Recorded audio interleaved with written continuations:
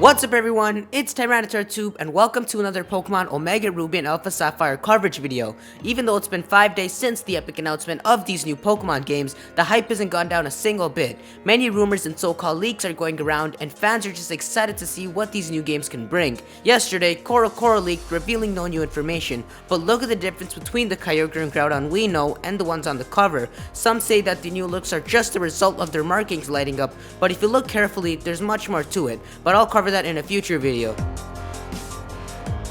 Let's move on. These screenshots have been floating around the internet showcasing Hone in a more 3D look. This image shows the user about to enter into a route gate. The most notable thing in this image is the bottom screen. Like in Heart Gold and Soul Silver, the bottom screen has a more menu-like look and also has the Pokénav. The next screenshot shows the map activated on the bottom screen.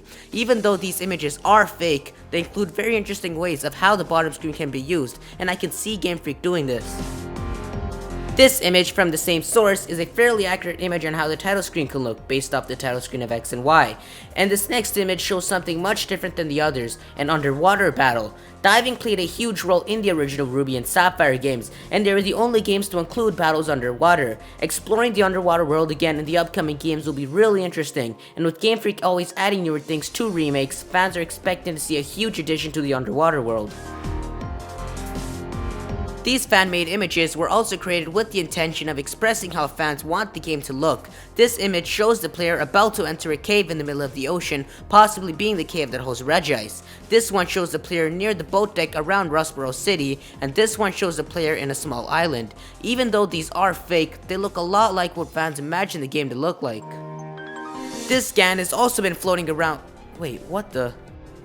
This scan has also been floating around, focusing on Groudon in its new form in Pokemon Omega Ruby and Alpha Sapphire. At the bottom, you can see the original Ruby version and the new Omega Ruby version being compared, and above that is the screenshot of this new Groudon form in battle. There is also an image showing off a possible Zygarde Mega Evolution, as well as a screenshot showing off the first route of the game.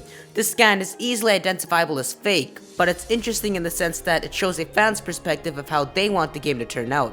First off, they show your encounter with Groudon near the end of the game being an encounter with its new form, unlike the original game. This would make sense as the form is often looked at as a more awakened form of Groudon, when the blue orb takes its full effect on it. The Zygarde Mega is also interesting in the sense of supporting an idea Pokemon fans have. A lot of fans have the idea that Game Freak decided to release these remakes in place of the sister game to X and Y to throw a curveball and make the Horn remix a combination of both, with elements from X and Y being included in the post-game. It's definitely an interesting scan and unique theory, but I feel that it may be too much of a stretch to combine these games, as Game Freak would want to split the ideas into different games to make more of a profit. Anyways, if you enjoyed the video, be sure to leave a like. Let me know how you think these new forms of Kyogre and Groudon will play a role in the new Pokemon Omega Ruby and Alpha Sapphire games. And let me know what you think these new forms are.